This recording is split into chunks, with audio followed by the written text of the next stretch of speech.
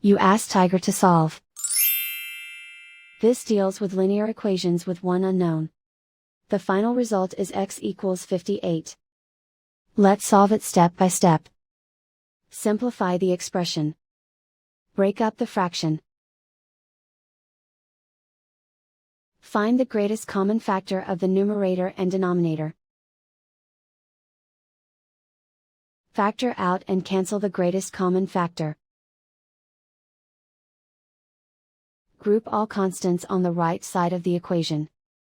Subtract 1/3 from both sides. Combine the fractions. Combine the numerators. Reduce the zero numerator. Simplify the arithmetic. Convert the integer into a fraction. Combine the fractions.